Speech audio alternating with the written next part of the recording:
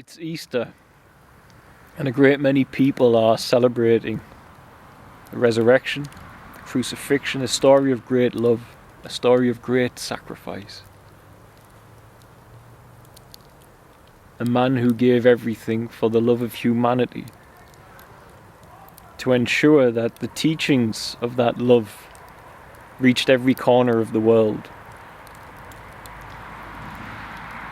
And however that is criticised often in modern day, I can tell you, having lived with one of the world's most iconic tribes, but also one of the world's most brutal, the Maasai,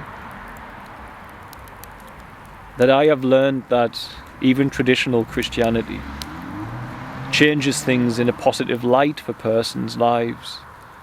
Tribes that were genitally mutilating the young girls as young as 6, they stopped doing it when they heard this alternative message of love. Not out of fear, but just out of having the option presented to them. And so it's beautiful. It's wonderful.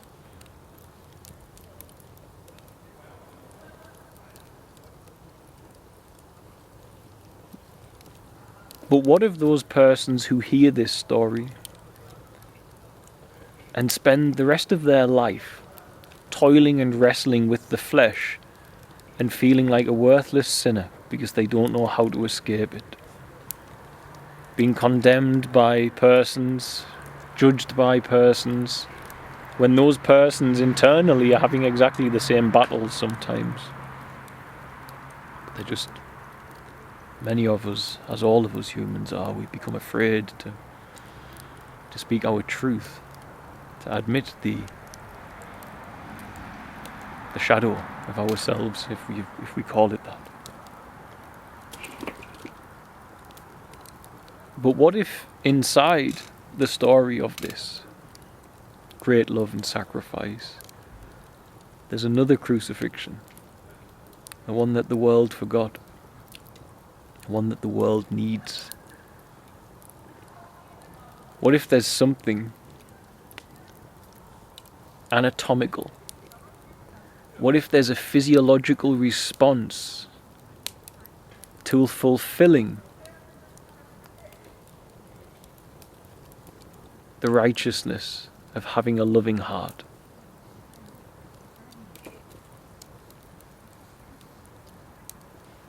And I say from my own life that there is, because there was nobody more hopelessly trapped in the flesh and sin and lying, if we are to call it these things, than I was. I just pursued the world for my own pleasure and gain persistently, and I didn't care who got in my way. And what I did was I crucified my own flesh, my 5 senses. How many times was Jesus wounded on the cross? 5. He crucified my 5 senses. Where was Jesus crucified? In Golgotha. It means the place of the skull. By crucifying my 5 senses, I mean I stopped letting them decide my actions and my movements. The impulses of my flesh and its desires, I stopped listening to. In my case, to do that, I had to spend time alone with a lot of fasting and meditation. So as when these impulses arose, I had enough space between me and my flesh, between the observer of my thoughts, and my flesh, to be able to say, I'm not following that thought, I'm not following that impulse. And of course, I fasted for a long period, more than most people ever will. But it was drastic for me. For me back then, it was do or die. I literally would have rather died from starvation than continued living as the person I was. It felt that way. And as I did this in my 40-day fast, I felt something rising in my body. And I felt a shift at a certain time of the month. And during that fast, I was led to the information about the sacred secretion. a barometer of the spirit, I call it, inside our body. The chrism, the Christ seed. That when you put your 5 senses down, this Christ seed rises, and as the temple of God you are, lights up the thalamus area of your body. The thalamus inside your brain. And that seed is crucified between the pituitary and the pineal as it rises through the 33 vertebrae. And Jesus was crucified at the age of 33. And so here, this Christ seed rises through the 33 vertebrae and is crucified in Golgotha, the skull, between the 2 thieves, the eyes that lust after the pleasures of the world.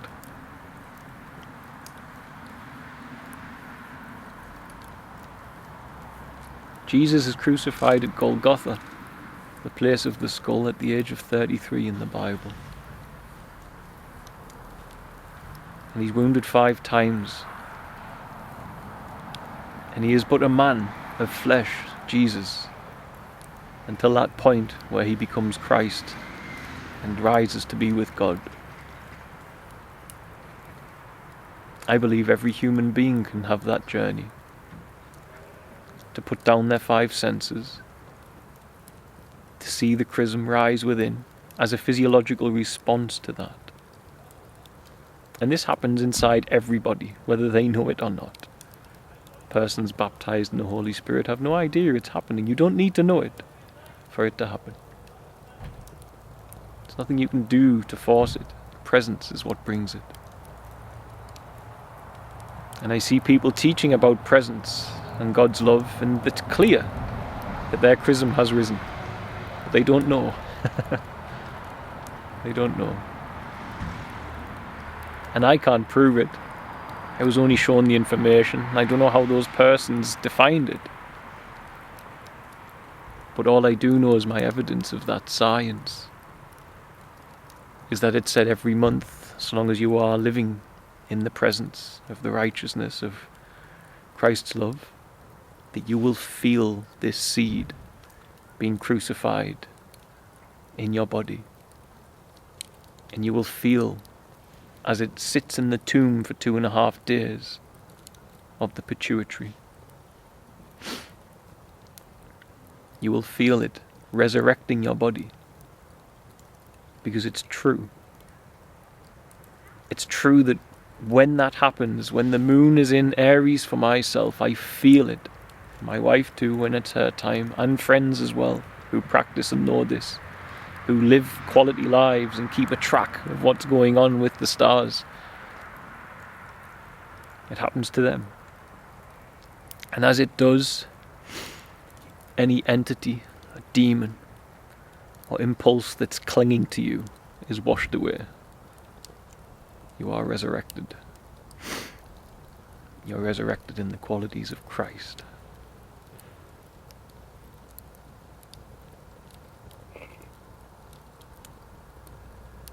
If we could show persons, if we could get people to fast, to be honest, to let go and be still, to get control so they don't follow every thought the flesh puts into them.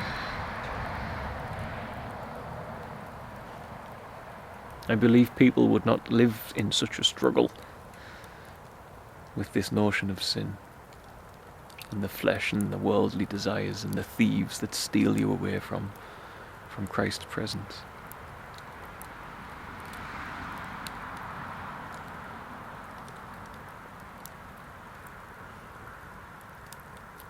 The sad thing is, I believe that large Christian institutions in the world know about this, and they are not telling the truth. But I am. And those who wrote the Bible, they put this in there.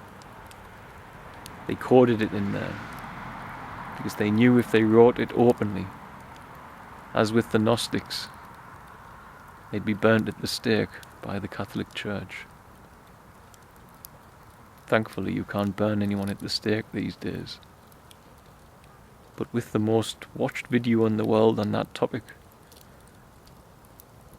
I'm surprised I haven't been in some which way, shape or form. So.